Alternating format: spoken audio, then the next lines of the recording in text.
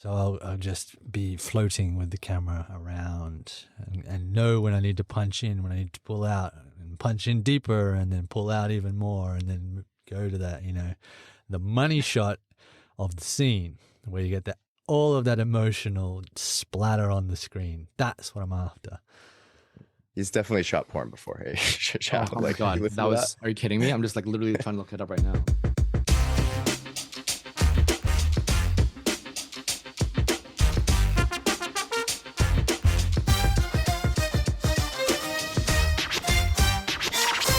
Ladies and gentlemen, welcome to another episode of Chummy Thumbs. I am one of your hosts, Hayden, and please also lend your ears to my co-hosts, Justin and Shao. If you're here for insightful conversations, hilarious banter, and maybe a few too many awkward moments, you've come to the very right place. Today, tonight, whenever you're tuning in, we have a spectacular show lined up for you. You know us, we're three film guys, and this is our take on how we view the world, what we see on TV and on the silver screen. And then we're going to dig into some insightful conversations surrounding it. And trust me, you are in for an interesting ride. So grab your popcorn. I am partial to Orville Rubenbacher popcorn. That's a throwback. Grab a coffee, whiskey, or weed, or whatever you're drinking. Put on your comfy pants and let's get this show on the road. Welcome to Hello. Chummy Thumbs. It's episode 21. You couldn't memorize that, Hayden? Oh my god. Did I say 20 again? Okay, first of all, Okay. don't call me out in the intro. Second of all, it's a good thing they can hear you and not see you, because if they can see you right now, they certainly wouldn't trust you. Don't trust me at all, man. I have to say quickly, I decided to stupidly, I came across this Monster energy drink during my travels that says it's Aussie lemonade flavor. And I'm like, what the heck is Aussie lemonade flavor? So I had to try it. It's interesting. Yeah, you should see the color of it. It's freaking highlighter yellow. Yeah. And I don't feel energized, but holy crap, is my heart rate like... So I don't know why I'm still drinking it. I might have to switch to some Edix tea. Can you describe the flavor, by the way? Yeah. It's like lemon juice, but it has that weird energy drink tang to it. So it's like a lemonade. Yeah. Like a lemonade? So not at all like an Aussie one. See, there are two types of, I guess you would call it, do you call it lemon squash here? Like lemon squash? Like carbonated lemon drink, right? They don't really, like, no, not Sprite is lemon lime. Are you pitching us on lemon squash? What? No, like I haven't seen it here, so I don't really know if you guys would be familiar with, like, we have Lift, which is Coca-Cola company, and then there's another one called Solo, which is a Schweppes one. Now Schweppes is lightly aerated, so it takes out the bubbles, so it's a little bit smoother. Lift is just like Fanta, but lemon flavored. So I was curious as to whether or not this was going to be smooth, like Solo, or a little bit sharper, like Lift. It was neither, so I was disappointed, but I still drank it. Still drinking it. And maybe we should stop. I didn't pour the whole thing. I only poured like a quarter of a cup because I knew that I was like, it's, do I really want to be wide? I was going to say, it's late, and you're having an energy drink, and you're going to be lying in bed at 4 a.m. and your heart's still going to just be pounding. I'll give you updates tomorrow. Yeah. If that's the case. I'm going to turn my phone on mute. Hey, I don't know. Do you guys orange juice, pulp in or no pulp? Good question. Because when you got me thinking about lemonade squash, I was thinking, like, is that like a lemonade but like with pulp? I went through phases. I went through phases of pulp / no pulp, and I think I've settled on no pulp right now.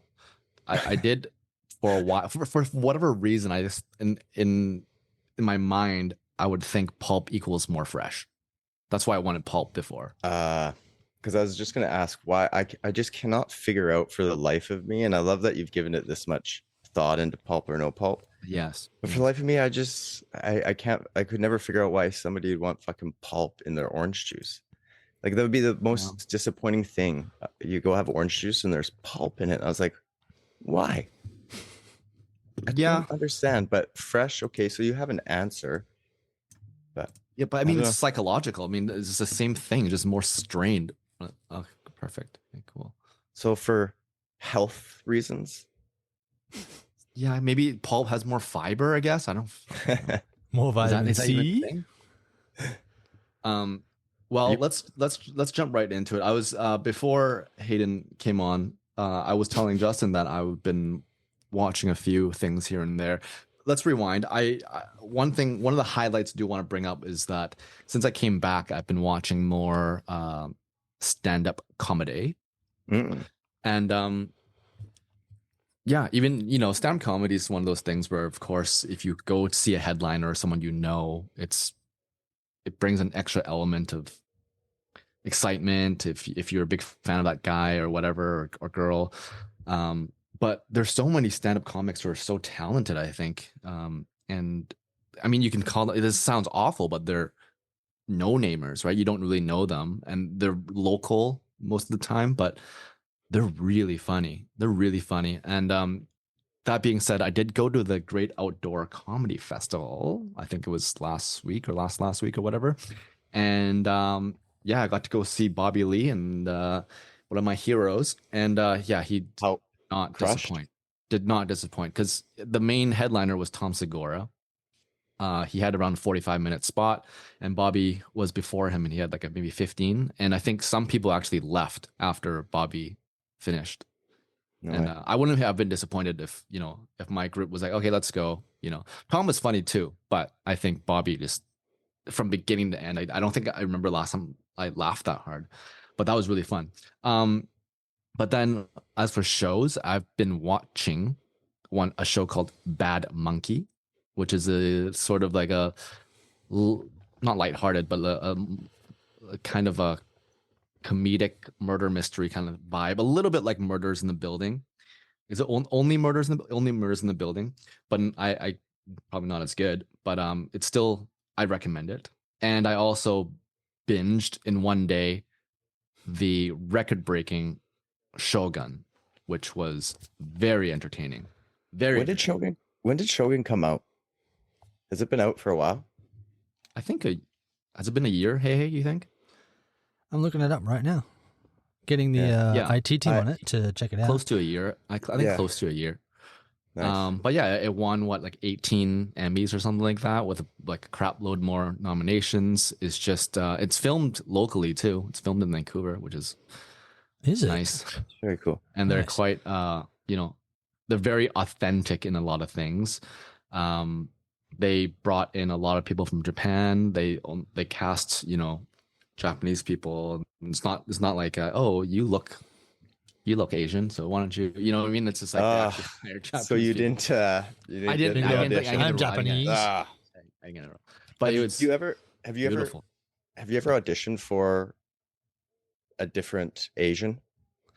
No, but I have I don't know how else to put that, Hayden. Don't judge me. Understand. That was very PC. It was quite because a lot of the auditions I go to is just usually it will say open ethnicity, and it's just I see Hispanics, I see Indians, I see everything. We used to be grouped in that little bunch, but I have been to an audition where they told me to put on an accent, like a. What'd you have to do? Like a Asian one? Oh, you know like what movie Scottish? it was? Oh no! What's that Scottish accent? Okay, Scottish Asian. What's the name of the guy that's the Simon Pegg? He did a movie here one time, and it was his movie, and I was supposed to play a monk. Like I auditioned as a monk in the movie, whatever. And then so I did the take. It was like only a few lines, and then I don't remember how I did it. But then the casting director was like, "Do you mind putting it like a accent?" I'm like, "Oh, like a." Like you just call him out on it. like yeah. a Chinese accent. Yeah. Yeah. Can you do one? I'm like, Yeah. sure. Sure, let's try it. And then I don't remember what I did. You should have yeah. made them guess, like, and that would be what type of Yeah, age? Chai Yeah. what? Well, I Man, had wish I this remembered. I had this conversation with Shao the other day, Justin, and he picked the accent straight away, and I was like, "How'd you do that?" But I sent him a clip of a Filipino guy, and you're like, and he's like, "I fucking hate those Filipino accents," and I was like, "What? How'd you know it was a Filipino?" And he's like, No, it was "Because-" I'll let it him was tell the story. Singaporean. It was Singaporean. Singaporean, was it? Oh, Yeah. oh, there we go. I'm totally wrong. Yeah. Apparently, I've got a prejudice towards Filipinos. Let me just set Hayden this hates straight. Filipinos. I love Except going Lou, to Singapore. I love Lou. Singapore, very nice people. They have a thing called Singlish, which is their version. I mean, it's English, but they have a little twist in it, right? I can't even do the cadence and the accent, but you can hear it. It's very obvious, and they add a little things here and there. They like to add the word "la" a lot at the end of a sentence. So they'd be like, we do a podcast now, la, like that kind of thing. It's so I hear it so many times. I hear it so much that when I went there to watch the Chili Peppers, I took a cab, and next to the cab driver, there's a little note that said, remember, if you're driving, don't use your mobile device, la. Like, they put it in writing there, which was like, I was like, what? It was What is unreal. it? What is it? What is it for? Like, is it? It's a very good question. Yeah, I wonder if Like- it's like a sound in the dialect that they they can't cut it out, so they just have to add it Or in. maybe it's like maybe that's just how they're letting each other know that they're done their sentence. Okay, so because Like It's when just you like guys say period for them, Cantonese- but they just say la. in Cantonese, for example, you can add la at the end. Okay, for example, if I say "let's go" or like "hurry up," okay, "hurry up" is "fai That literally means "hurry up." And if I say "fai la," it just means it's kind of comes across like a little bit more casual, because "fai is like a demand, like hurry the fuck up kind of thing, faster. Yeah. Whereas "fai la" is like, oh, come on, like let's go. It's a little bit like a more casual sense of the phrase, I guess. But yeah, they don't ever write it out in signage or whatever in Hong Kong. Yeah, that seems seems very unique. Yeah, I have to say, it's been so long, and I was so excited to hear about that comedy fest that came here, and I would have loved to have gone and seen some comics. And it's been so long since I've been to a live comedy show, but I always feel like, just to go, like, agree with what you're saying, is there's so many funny comedians out there. Like, obviously there's the big headliners, everybody knows them, but I don't think I've had a bad experience going to like the local comedy shows here. I'm not talking about like open mic. I'm talking about when they just have whoever, like they're professional, they're touring comedians basically that, are doing their thing, and just being in an environment like that, I find it just makes it that much more enjoyable, The only time I've had a bad experience at stand-up is because of some people in the crowd. Some people might be talking too loud or just being disrespectful. Like, that can ruin Freaking a lot, hecklers. right? I mean, if the performer can deal with it in a funny way, then that'll help the performance. Maybe like some comics are really good with hecklers, and some people can do great crowd work. Well, I was gonna say that's the big thing on social media right now is comedians doing crowd work. Yeah, I Matt watch Rife so is much of it. pretty much all crowd work. There's this other guy I watch so much of him, and then I don't know if you saw the one with Chris D'Elia where he goes and he actually does a stand-up bit calling out all the people that do crowd work. It's freaking hilarious. I've seen that. He's Yeah. like basically making fun of how they're just relying on crowd work for social media to get these little like bits, and then he just starts ripping into him, man, and it's so funny. Anyways, I'll send it to you if you haven't seen it. Hayden, do you go to live comedy at all? I love going to live shows. Comedy is one that I would like to get into more of because I love watching it. Love growing up with it, and I never knew why. Like I never went to a live show of it. I don't know why. I think the first live one was actually one that Shao was at as well, but we didn't realize when we went and saw. Oh, there's the first sneeze. It's been a while. How's it feel? Yeah, A minute. I thought that was only a studio thing. I think It's it's getting too might be comfortable You at guys, home. I'm allergic to Hayden's bullshit. It's when he Yeah, stopped. I didn't actually go to this What was show. I that? just was like, oh, I saw Shao at this show. I'll pretend that I was there too. Just Yeah. social status. That was a Like, good show. That was a good show. I like that show. for those listening, it was Whose Line Is It Anyway? Yes. what? That was They did it was last December at the Queen Elizabeth Theatre. They Yes, I came remember it through was town. slushy that night. You didn't Oh, know you were going to that? You went to a Whose Line Is It Anyways, and you didn't know it was going to be a comedy show? No, I didn't know that Shao was also at the show until after the fact. Yeah. Oh, Otherwise, it would have been like, yo, let's meet up in the lobby, Let's all go to the lobby. Yeah, that's right. And that's when I would say, oh, my phone died. And then, I don't know. And then he's like, With I can't yeah. see you. 2%, Where are you? I 2%. can't see you. But we Can't see actually you. sat relatively close to each other. We didn't see each other. Yeah, I was the obnoxious. I mean, I know it's a little bit difficult for you to go to these shows, Hayden, because you live 9 hours away. But at the same time, I went to one called the Underground Comedy. It's called Underground Comedy. I think it's right by VFS. Have you guys heard of it? No. I don't know if I've heard or been to that one. No, I know is it the Cellar, the one that's on Burrard in the across from the St. Paul's Hospital?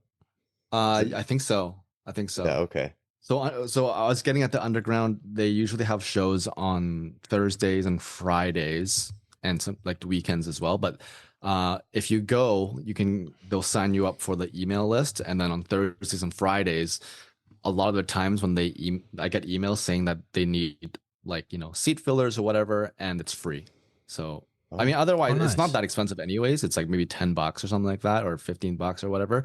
But it's actually not a bad deal at all. If you're close by, you can make it there. It's just free shows every week. There's probably It's free better shows. too. The more people there. Oh my God, yeah. It adds to it. It's the whole environment. Would you ever do it? Have I gone to one of the free shows? No. Would you ever do stand-up comedy? Would you ever try? I've thought about it before, but I am not good with writing my own material. I think I don't have a. I Can don't I think I write have for an you? issue of What if going- I wrote you a 3-minute bit? Would you go on Ghostwriter. stage and do it? I would consider doing it. Oh my God, we should do this. A 3-minute spot. I feel like you need at least 5. Crowd work, man. Crowd work. Actually, you know what? I think it's 5 because they will, if it's your first time going up, they give you a certain amount of time. Because I've tried it, and whatever my time was, and I was like, oh shit, I rehearsed it, so it was like that time, and I think I was like a bit over, but I needed the time to finish the bit.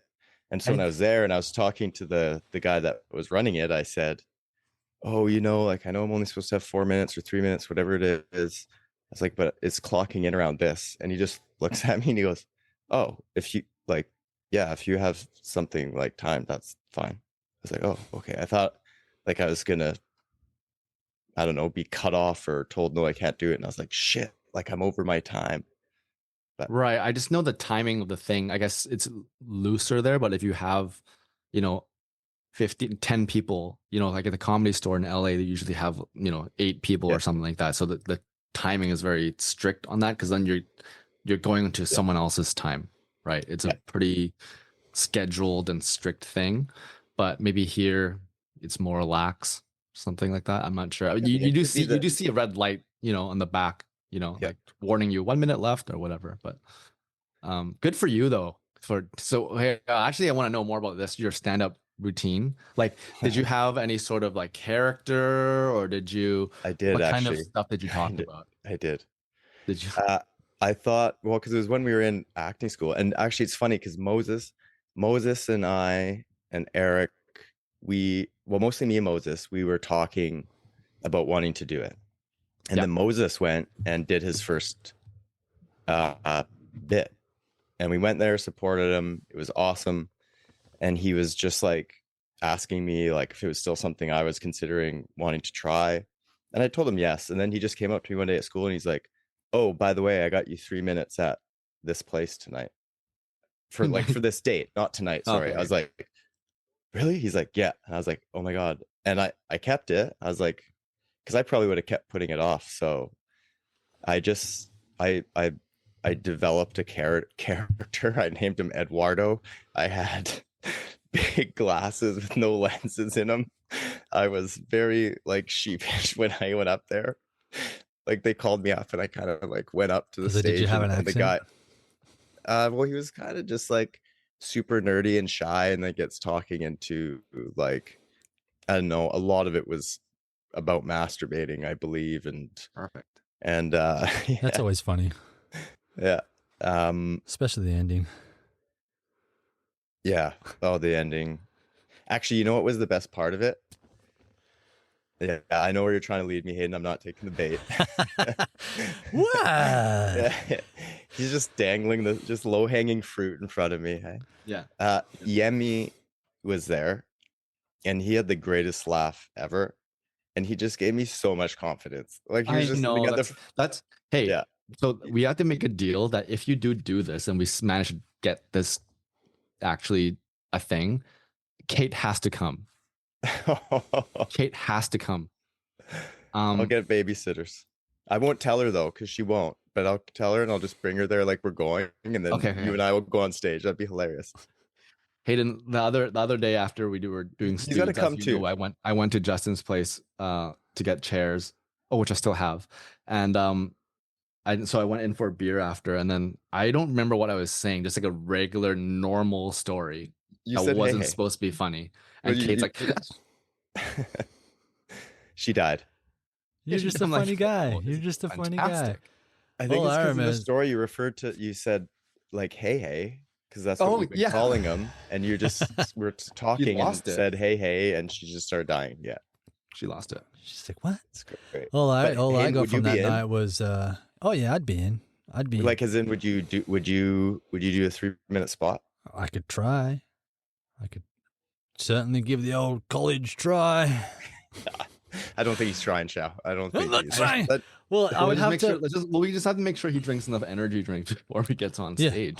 Look at that guy have a heart attack on stage. That's a good bit. I'm like, it's not a bit. Yeah. Someone call an ambulance. If it's right across the street from the hospital. Actually, does that hospital still operate as a hospital?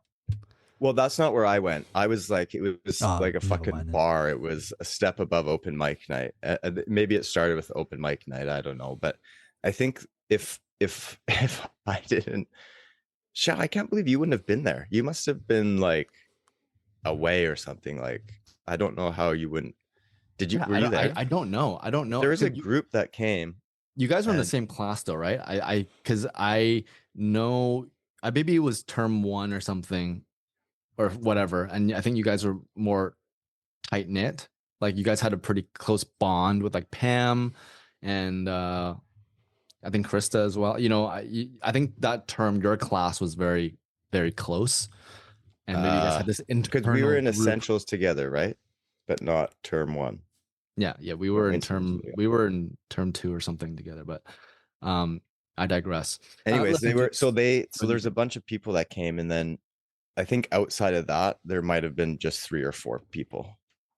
But so that was if they weren't there, if I was just like, oh my gosh, I'm gonna try stand up and went by myself, it would have been so difficult because there was like at like the time I had, obviously as the evening went on, more and more people came, and then the comedians that were getting obviously more minutes was fuller, but like my slot was like, you know, somebody walking home from work and needed to stop in for a glass of water, and then there's me on stage telling a joke to 2 people.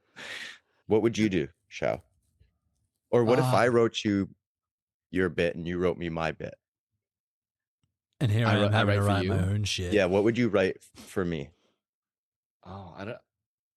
Okay, what would you write I for feel like yourself? I feel like our humor is more just like the dirty kind of stuff. You know what I mean? It's like Oh, for sure. I like Like, that was a full little nast. the dirty.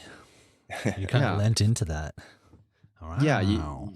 yeah. So it's maybe a sprinkle of like the childish fart humor jokes, that kind of stuff, and I already know what I'm gonna do for Hayden. It's a little bit different. Are you gonna but, write stuff for me? Yes, I don't have to write my own stuff. I well, feel if I write it, you so better like say I it. made it. Someone writes You my made shit it. for me. Yeah, because you know how Australians have like a generally like a it's not a stereotype, but a lot of people say Australians are very, very nice. They're whatever. What? Who But I'm says gonna- that? I'm gonna play on the opposite of that Who one. says that? We're all a bunch of fucking Who said that? assholes. They're always friendly or whatever. They like to, make fun of, have a good time. But I'm gonna really lean into your stance on Women in anti-feminism. sports. Yeah, that kind of stuff. I'm That gonna kind of really lean into that one. Oh, Hey, just to Heavily. piggyback on last time,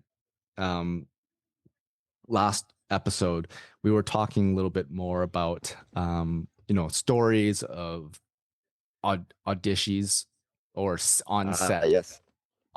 things. Yeah, I remember, Justin, I think you were gonna say something. Yeah. but we got the signal from Tito. So Yes, because the audition, I was talking about my audition where the yam crawled up my butt and then out of my mouth. yes. I've just got to say, Yes. a yam isn't a small starch. It's Dude, why do you think I was so shocked when they said that? When they left, I was literally turned to the people like, how do they want me to play this? Like, they're asking for me to react to a yam-sized alien crawling up my asshole when I'm just trying to eat a fucking tuna sandwich. You know what I mean? that says a lot Like, 'cause if about the that casting started person. happening- They're like, in hey, real life. something small like a yam. Yeah. No, I'll be think asking some questions of them. Yeah. But no, so on the day we were shooting it, they had like, and this is where I love movie magic, because you just, when you see it, even when you're experiencing it, you're like, the technology or the lengths they go through to get this shot. And so when we were shooting the scene, I had like this wire, and they had like this, I don't know, I don't want to say it was like a sock, but the best to describe it, like looking fabric thing. And there was like a wire running through my pants. And then when and it was to mimic the movement of like an alien. So when they would turn it on, it would start moving around and wiggling. And then they'd pull the wire as it went up my leg. And so I'm reacting to this thing to show this thing crawling up my leg. I was like, oh, this is cool. Like, they built this Trust thing. me, I don't need the wire. on. What's that? I said, don't worry. I don't need the Yeah. wire. No, yeah, it'll wiggle. And so they're doing it, but every time they're pulling the wire, it would just keep kind of jamming up. So they're trying to figure out like how to resolve this. So this is all happening behind me, and then they kind of start talking quietly. I was like, this is interesting. What's going on here? Yeah. And then like I kind of look, and they kind of joked about not looking around. And they're like, I think we got to take it out of this puppet or whatever it was.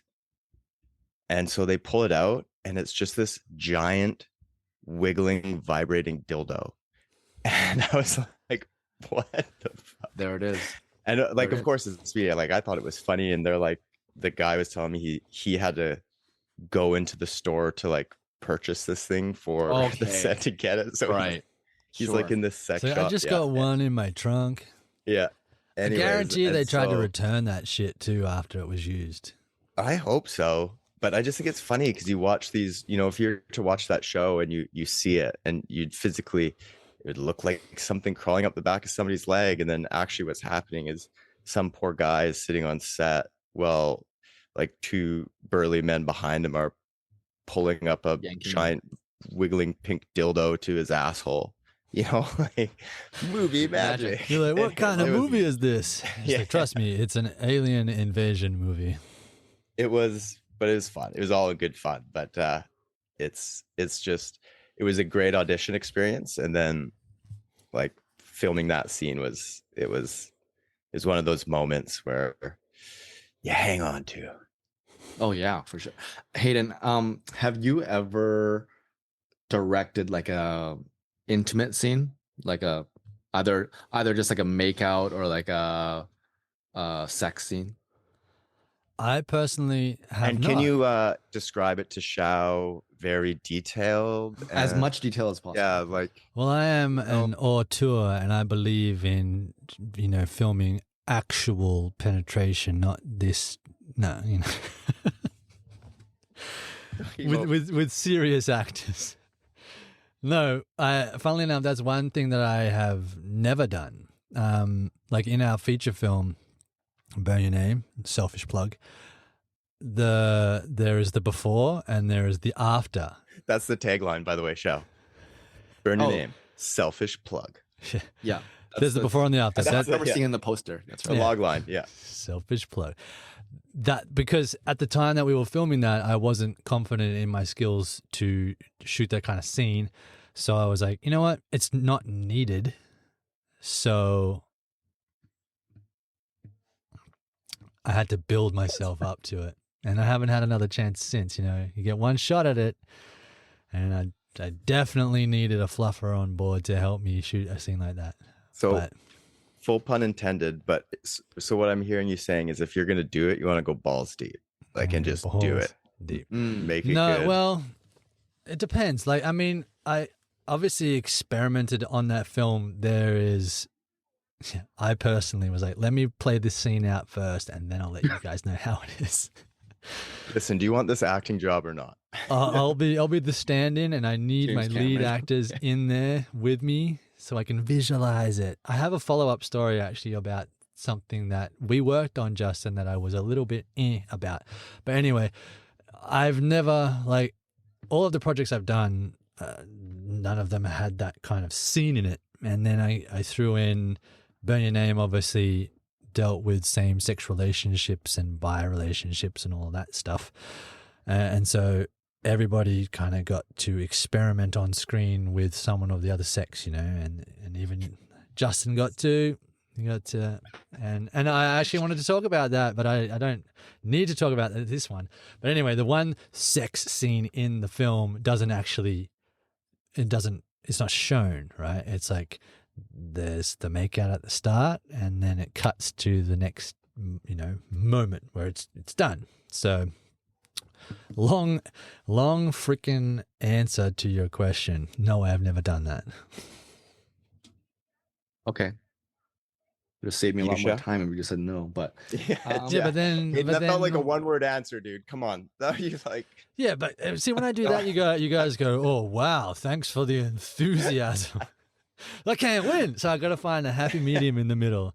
No, You'll get there. You'll get yeah, there. you'll get there. I mean, it wouldn't be, you did tell the story, but if you had more enthusiasm with telling the story, that would be another thing too. oh man, Right. something in the water. That should be your here. character when you go to a stand-up, just like the really low energy Aussie, which is like, monotoned. yeah, very monotone. Just one-liners. Just dropping one-liners. Yeah. I I want to Just go one after line. Hayden, by the way, if that's the case. I want to follow Hayden. Are you Because- kidding me? It would crush, dude. It would. Go on People there at and first the would be like, crickets. "What's happening?" And then it's like What's comedy, right? If it goes on long enough, it eventually. It'll pay off if it goes on. long Eventually enough. becomes it'll- funny. That's right.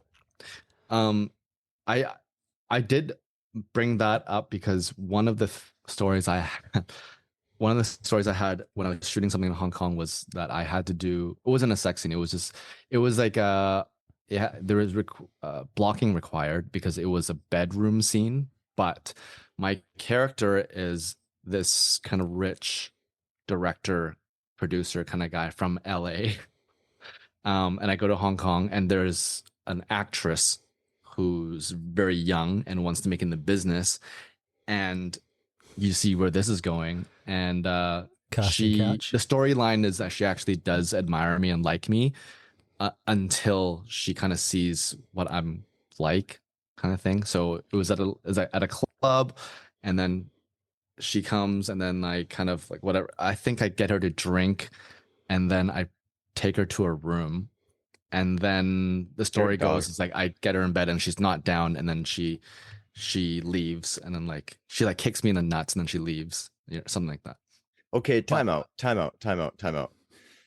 Okay. You can't say like that. What happened? Okay, because you're not like, yeah, we had a drink, we went back to my room, and she wasn't down, so she just kicked me in the nuts and ran away. Like, what were you doing to her for her? Like, were you trying to drug her and pin her? And I was just trying to take advantage of her. Like, so I had her in bed, but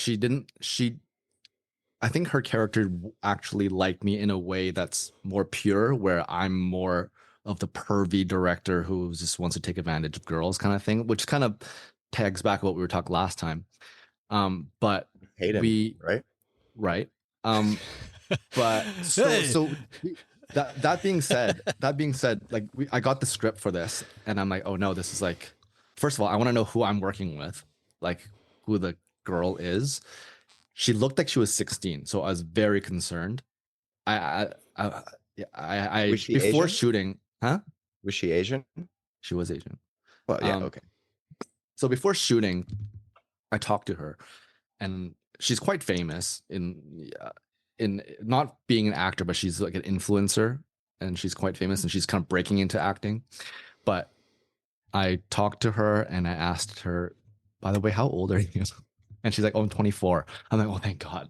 Yeah. That's one thing. And two was, I remember from Vancouver Film School that when you have an intimate scene, it's good to sit down and talk to your partner about boundaries, even before blocking, right?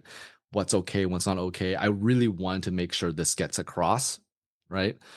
She has no training. A lot of people on set don't have that kind of training as well. And I think this is the right thing to do, I think, to make sure she's comfortable, because it's her first time on set, her first drama, her first bedroom scene, whatever. It's my first bedroom scene too.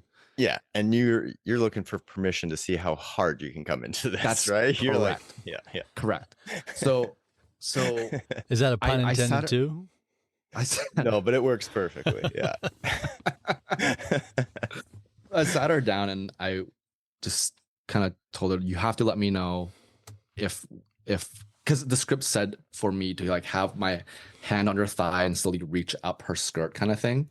And I'm like, you have to let me know where and when. Just hit my hand or whatever. Chicken or go.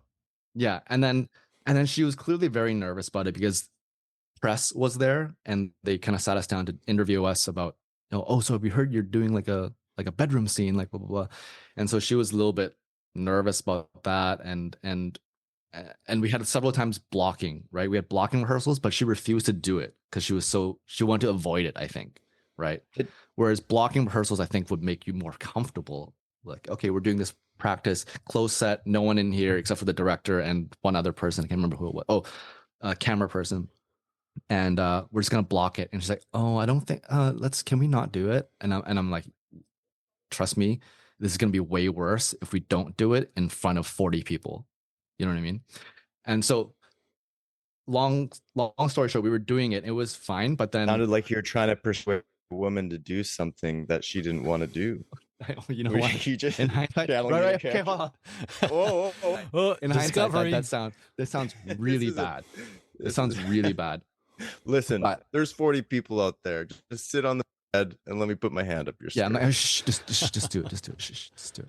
But yeah, I also remember one take in particular, because I think she was very nervous, so she was very almost like a mannequin.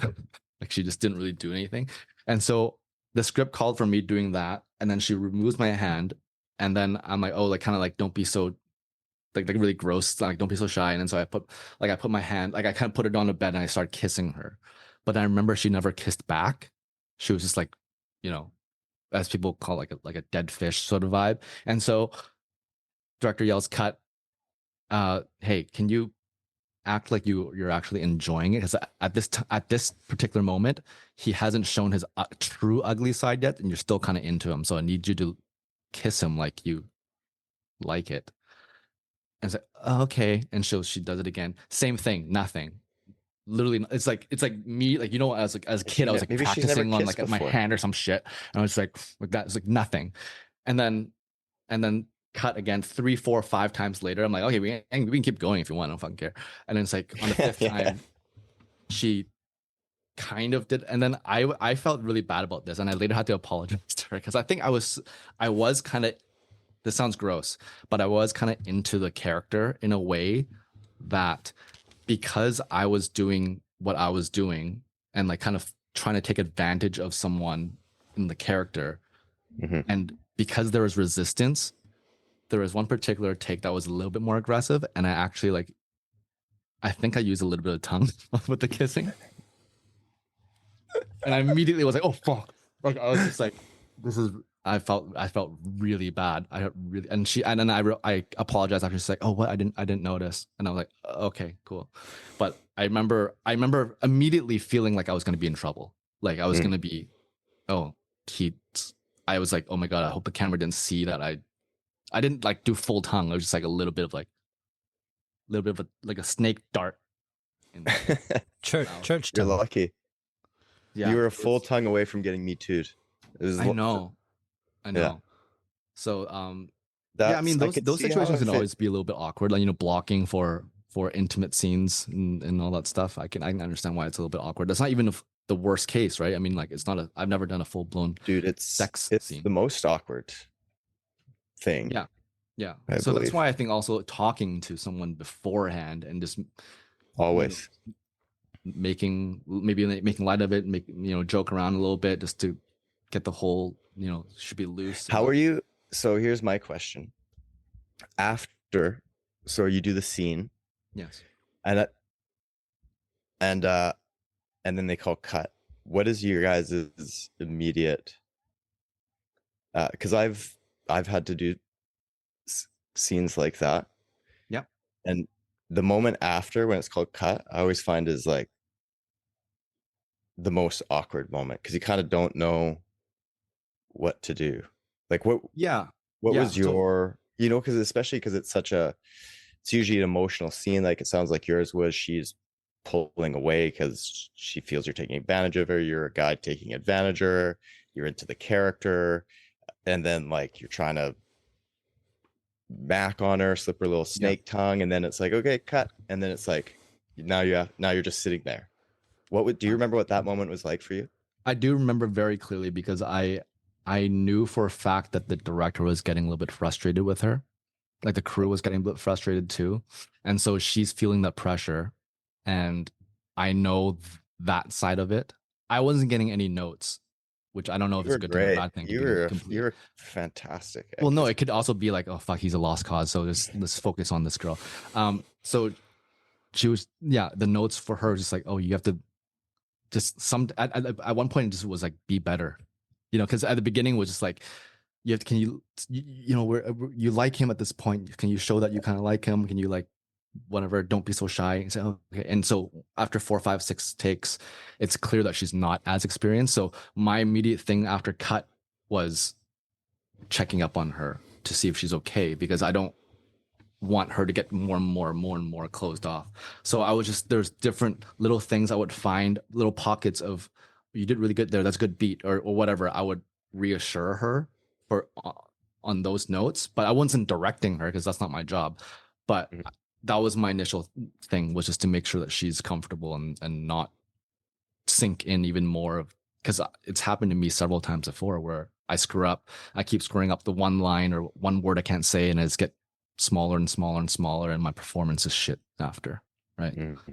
So that's, it is awkward. I mean, if it wasn't for that, I would probably be like, oh, like what did I do? Okay, whatever. But it was just a matter of, I think as more of a senior person on set that day, I was just trying to look out for her, I think. It's so important, I think, especially in those cases. It's all about trust, especially in scenes like that. So being able to trust your scene partner. I think it might be in some cases it might be even better if you're doing it with someone you're not as familiar with, maybe. I mean, because I remember the one time in film school where I had to do a kissing scene with Katie McTeer, who was one of my closest friends in film school, and that was awkward. That was more awkward for me than doing it with a stranger, because I feel like doing a stranger, I'm like, okay, we're both supposed to be professional actors, so let's see what we bring to the table. Whereas we're good friends, it's like, oh, is this gonna be weird? This is also like 10, 12 years ago, right?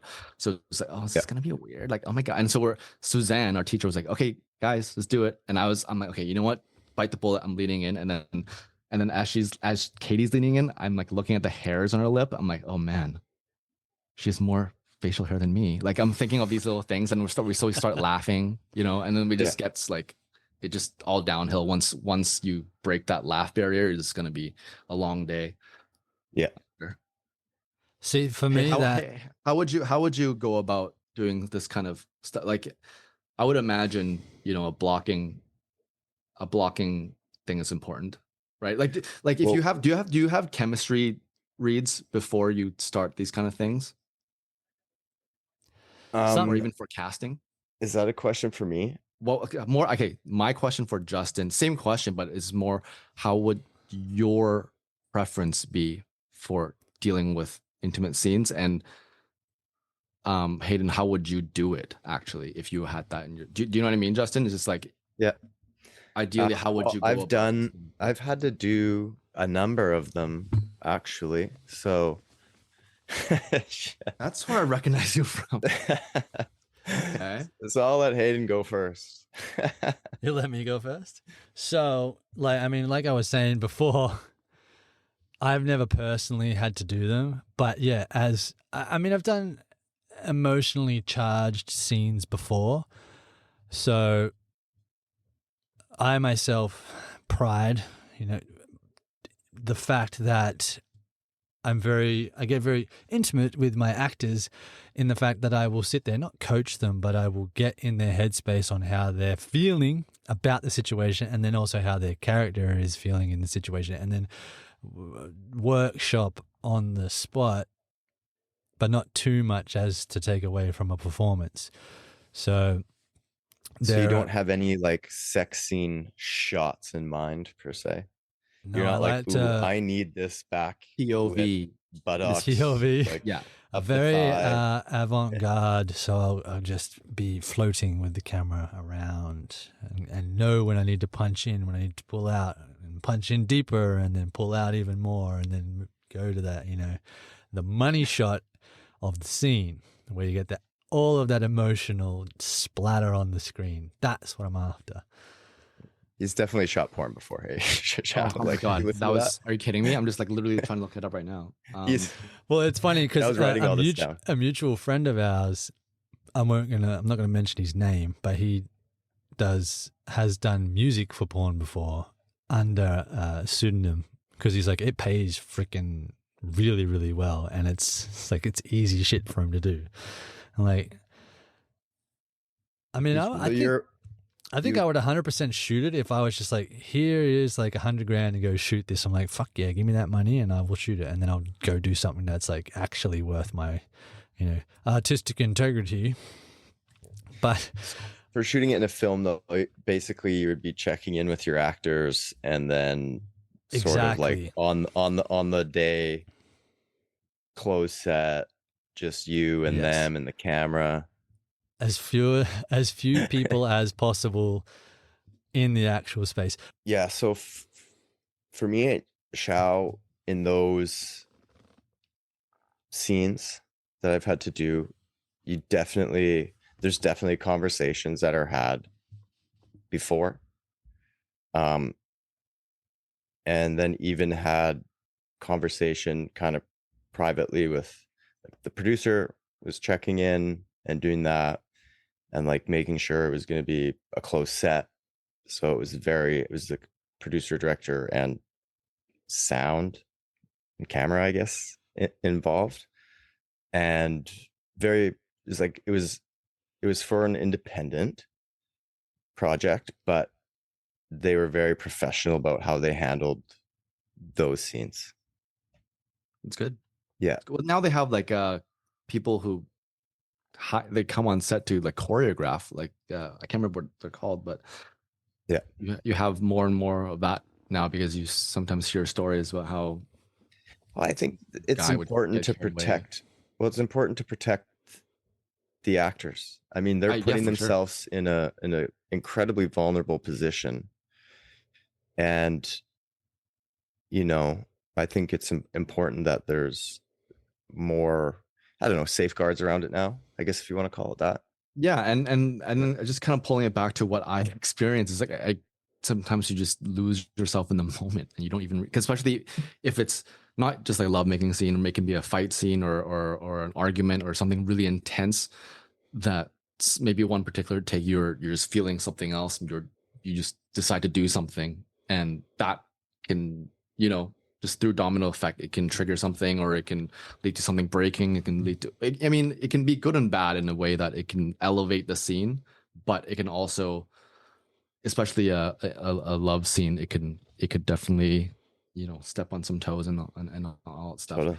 I had a moment of, it's like, it wasn't a sex scene though, but of just being in that moment and just like so into it, like you say, that all of a sudden you do something that was just a bit too much. And mine was actually in an audition in a screen testing with this other actor, and I pulled a gun on him, and when we were doing the scene, we had run it a few times, and one, it was just like, it was just built up, and I think I grabbed him and I pushed him against the wall, and like I just put the gun, and then they like called cut, and he was like, whoa, like, and I was like, oh my God, I'm so sorry. Like, it's just, but it's instinct. We were just playing off each other, and as we were workshopping it, or like the director was giving us you know, notes and stuff for like the next take, it was just like growing, and then it's just like, whoa, yeah, okay, that was probably right. Like, you know, if it, but at the same time, you know, fucking crush that audition. Yeah, I love those moments though. Those are fun moments. But you know, just to wrap things up, maybe on a lighter note, I'm gonna completely switch and just do a little small, really short little trivia / quiz thing for both of you. Has nothing to do with anything we said before, but let's go. I want you guys to. Oh wait, time. Oh yeah, sorry. Sorry. Go ahead. Sorry. No. I want you guys to try and guess the top 10 highest grossing Adam Sandler movies of all time. And I think each, okay, so maybe I'll give you each, like maybe Justin or Hayden. How many guesses do we get? Okay, I'm just gonna say 3 each. I don't know who will go first, but someone will go first, and I'll just cross it off the list if you guys get and see who gets the most out of the 10. Oh, I feel like some of his later ones might be his highest. Okay, can I go for? Can I go first? Okay, you can go first, Justin. Yeah. Okay. It doesn't have to be in any sort of order. Just get the name right. Yeah. Funny People. Funny People is not on the list. Okay. Surprise, Judd Apatow, Seth Rogen. Hayden. I'm gonna say Hotel Transylvania. Oh fuck, that's a good guess. Shao looks like he just made up this list himself. He's like, which one? The first one. Oh, actually, I would probably go the sequel because it would be more established. So number 2. Final answer. Okay, that is correct. That's number 2 on the list. Oh, they're probably both on there. That he's just. I'm gonna say Hotel Transylvania 3. Keep on trancing. Sylvanian. That is number 3 on the list. Yeah. Really nice. Because this is like the first one now. It's like, is it live action or is it? Just sounds like it could be either or. I'm going to have to. Oh, I want to say one of his art housey ones, but I don't know if they'll be very big. But I'm going to say Uncut Gems. Uncut Gems is surprisingly not on the list. It's going to be. Hubie Halloween. That was like the greatest one ever. Yeah. Wait your turn. Settle down. That was right Netflix. Now it's tied. Are we including the Netflix deal he made? Because all the ones on Netflix then. Because I'm gonna go with Punch Drunk Love. Punch Drunk Love is not on the list. I guess that wouldn't be high. This is why this list is. I'm doing this list because some of these names are like what. Anyways, Is it something Hayden? like Click? And Click is on the list. Click is Oh my number God. 7 with Number 238 million. It's gonna be like Pixels is on there, even though it was the biggest bomb in the fucking world. Pixels is number 6, baby. 244 mil. Jesus. I want to And say even though you guys didn't officially say it, Hotel Transylvania. that is number 1. Ah, damn. I should have trusted Well, my if gut. 2 and 3 were on there, of course 1 is. Oh, I'm sorry. I'm sorry. That's number 3. Hotel Transylvania 3 is number 1. With 528 million. Oh, the which is third one is the bonkers. highest ranking one. Yeah. So Damn. how many spots do we have left? Okay, Of the so you 10. have 1, 2, you said Pixels and Click. 3, 4, 5 you haven't. You got Okay. 5. Can we say Big Daddy? Like, come on, give us one of his like beauty ones. Has got to be on there. Big Daddy's number 8. Nice. The Wedding Singer? Yes. Unfortunately, Wedding Singer, the one of my favorites, is not on there. What the hell? I'm gonna go Happy Gilmore just because. Oh, I guess this is box office, or is this just like selling of all time? I guess this is box office. Yeah, so that's why a lot of the Yeah. Netflix Classics. stuff Yeah. and old classics aren't there, and why Pixels is on there. Yeah. Nice. Okay. Okay. So Happy Gilmore is not on there. Back to you, Hayden. Is it going to be something like That's My Boy? That's My Boy is not on there. Okay. I'll also spoil alert. Jack and Jill and Little Nicky or whatever are both not on here too. So just okay. save- Little Nicky's save not your bad. guesses. Okay, so did Oh, we cut what's this the one down? one? Yeah, what's the one he did with Jennifer Aniston? For first date, or for the one where he's goes with her on a vacation? He's done a few with Jen Ann. Certainly with her, they wanted whatever that one is got to be on there. Shao, fucking yeah. What's it called though? He's trying to Coming at number 10 with 215 million. It's Just Go With It. just go with it. That's what it is. Yes. So, okay, I'm not gonna lie. Number 9, I actually haven't even heard of this one, so I don't know if you guys will get it. Maybe you guys will. 51st Dates? Is that on there? No. Ah. There is one on here that you guys haven't, or you guess you can say 2 that's on here that you might, when I say it, you might understand why it's on it. The hint is it's got a lot of big stars on it. Hayden, do you know? A lot of big stars. Oh, In an oh Adam my Sandler God! movie? Fucking grown-ups. God damn it. Ah, yeah. God damn 1 or it. 2. Both probably. They're both on there? Grown Ups 1 with at number 4, 272 million. Grown Ups 2 with 247 million is number 5. And so you guys got 9. I watched. Oh, you watched 1 and 2? Sorry, on Grown Ups, I watched it like 1 or 2. I watched. It was one of them, and it must have been the first one. And then my buddy was recommending me a movie, and he's like, "Oh, you know what movie is hilarious? I just watched. You have to see it." I was like, "What?" He's like, "Grown Ups." I said, "I'll never fucking take your movie advice ever again after that recommendation. It was fucking terrible." Like, I just watched it. No, you're not allowed to recommend movies to me anymore. Go home. Yeah, I haven't watched it either. I heard it's horrible. It's so bad. I think it's like single digits on reviews. So the last one you guys haven't gotten, which the one I don't recognize at all. I'll read a bit of the thing, see if you guys know it. Blank marked Sandler's first role in a film aimed specifically at a family audience. It was directed by Adam Shankman and starred Kerry Russell, Guy Pearce, Courtney Cox, and Russell Brand. What? 2008. It's his first film? First Aimed at a family film audience. aimed specifically at a family audience. I don't know. Oh. Is he in like the Royal Tannenbaums or some shit like that? Russell Brand No. hasn't done that many films as well. No. Oh, that's a tricky one. This one, I swear, I've never heard of it. So I wonder, you guys know. Anyway, What does it rhyme with? it's 2 words. Oh, okay. Let's do this. Let's do Yeah, this. yeah, let's do it. Yeah, yeah. 21 questions. Okay, fine. Oh, do you want to do questions or charades? Let's do charades. Charades. That'll be great for the people For the listening. listeners. Yeah. He's This is pointing, why, he's if holding you're 2 listening, you fingers should up. also watch us on YouTube or whatever. Okay, so Okay, charades. Yeah, let's 2 do it. words. 2 words. 2 words. First word. First word. Squinch. Sleep. Sleep. Tired. Time. Sleep time. Bedtime. Oh, bedtime stories. Bedtime. Bedtime stories. I got it. I've never heard of that movie.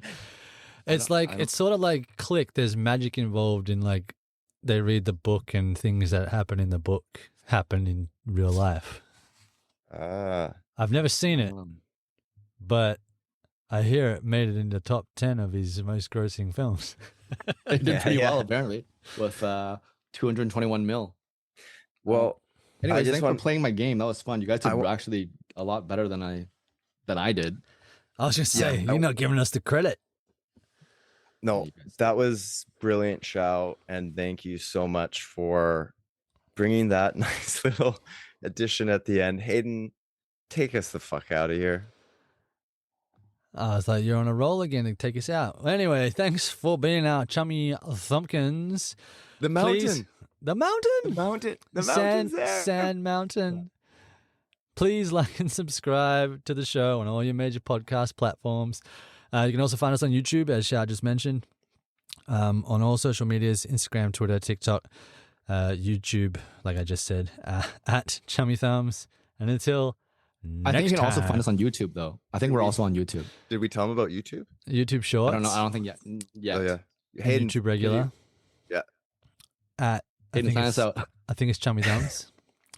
And these guys love to rag on me because I am their boss. it's true. It's all the God damn time.